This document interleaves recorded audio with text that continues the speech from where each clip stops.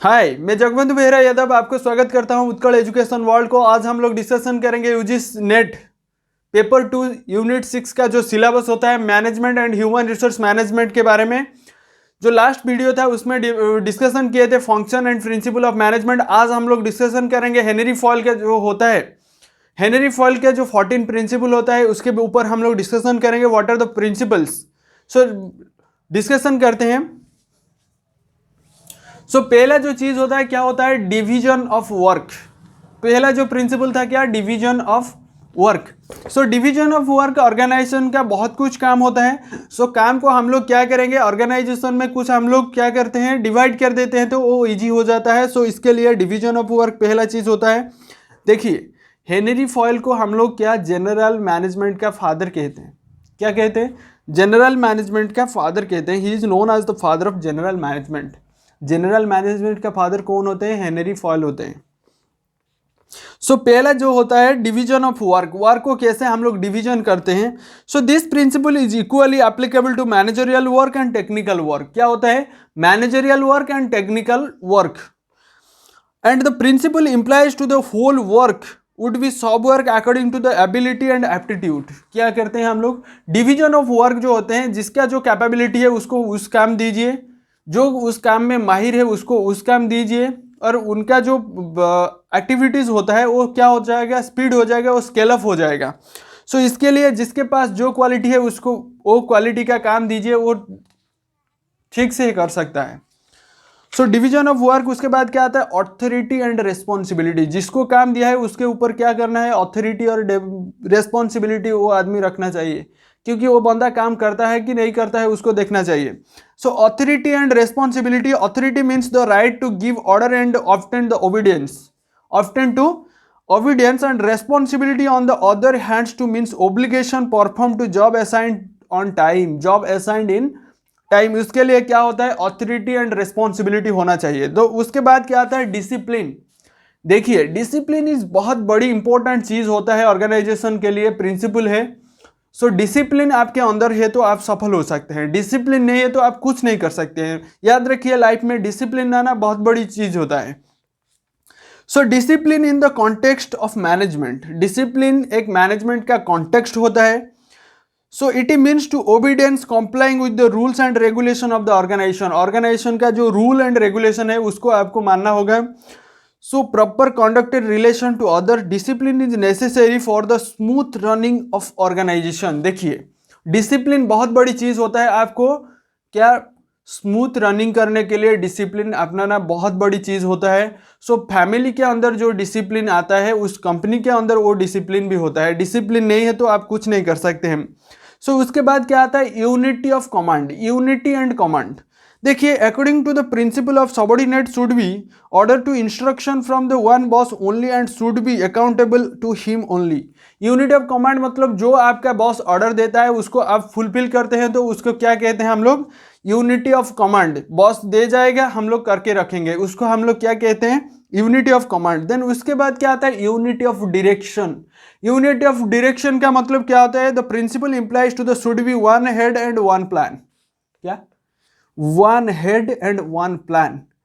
One head one plan का मतलब क्या होता है, ग्रुप एक्टिविटीज होता है। आपके ग्रुप के जो एक्टिविटीज होता है वो कोऑर्डिनेशन अच्छा रहेगा तो आपका कंपनी ग्रो कर जाएगा। आपके अंदर कोऑर्डिनेशन ठीक नहीं है तो आप कुछ नहीं कर सकते हैं। Group activity having to the same objective, in other words all the activity of the work unit group should be directed toward the common objects. उसका क्या कॉमन ऑब्जेक्ट क्या होता है, how to achieve the success, how to achieve the goals, that is the common subject होता है।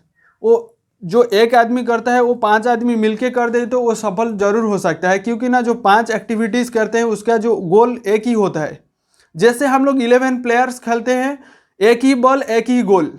उसी तरह हम लोग क्या करेंगे, यूनिट ऑफ डायरेक्शन को फॉलो करेंगे तो definitely will achieve success. Subordination and individual interest to the general interest. जो सबऑर्डिनेट इंटरेस्ट होता है, जनरल इंटरेस्ट, उसको भी फुलफिल करना चाहिए। Subordination of individual interest to general interest. Here the general interest means to interest of organization or whole group interest to where the individual interest, वो क्या होना चाहिए, इंडिविजुअल इंटरेस्ट होना चाहिए। उसके बाद क्या आता है, रेम्यूनरेशन ऑफ एम्प्लॉइज। देखिए, एम्प्लॉयज़ को आप रजा के तरह रखेंगे तो आपका कंपनी रजा के तरह रहेगा। आपके एम्प्लॉय के ऊपर आप लोग ठीक व्यवहार प्रदर्शन नहीं करेंगे तो वो कंपनी डूब जाएगा। सो इसके लिए remuneration to employees, according to Foyle, remuneration payable to employees should be fair and responsible to give the maximum amount of satisfaction both employees and employer to fair the employees and wages।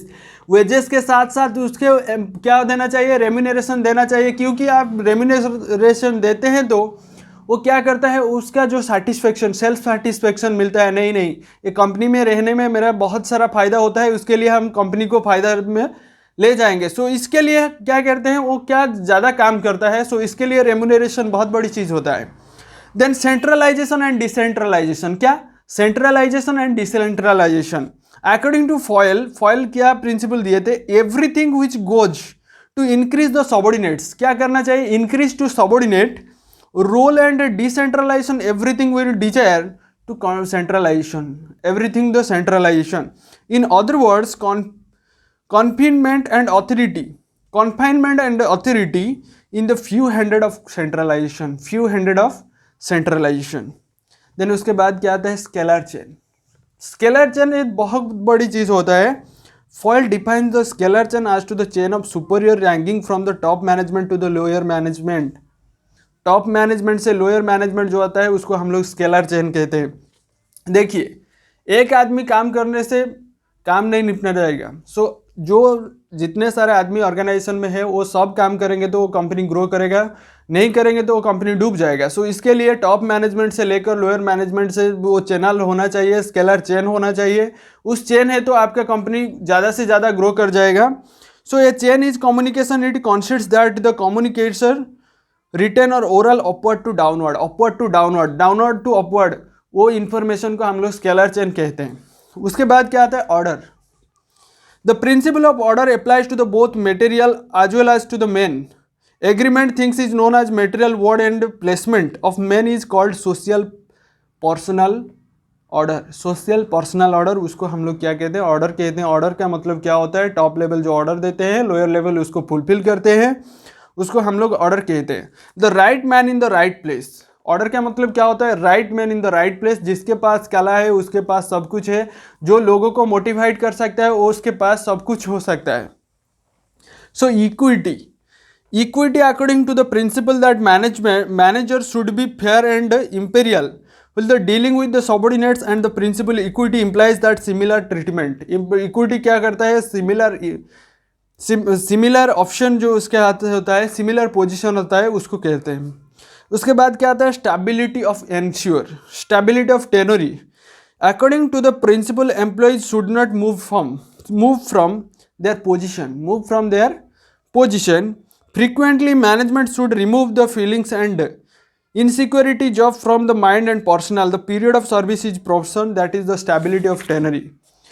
उसके बाद क्या आता है, initiative implies the freedom to propose and execute ideas, plan and new techniques of work। देखिए, जो आपका organisation होता है उसके अंदर सबको क्या करना है, 100% इनिशिएटिव और फ्रीडम देना चाहिए, क्योंकि ना वो मन खोल के काम कर सकते हैं। सो एस्पिरिट डी क्रॉप्स का मतलब क्या होता है, एस्पिरिट डी क्रॉप्स का मीन्स यूनियन इज स्ट्रेंथ। आपके पास यूनियन है तो आपके पास स्ट्रेंथ है। सो इसके लिए क्या करना चाहिए, यूनियन आपके पास होना चाहिए। Literally speaking the phrase spirit of de corps means to fret of loyalty and devotion. क्या होता है, लॉयलिटी एंड डिवोशन होना चाहिए। लॉयलिटी एंड डिवोशन से which unit of members of the group strength business enterprise lies to the corporation of humour its work. याद रखिए इस tagline को। इस वीडियो आपको अच्छा लगा तो प्लीज़ लाइक शेयर सब्सक्राइब जरूर करना। Thank you so much for watching this.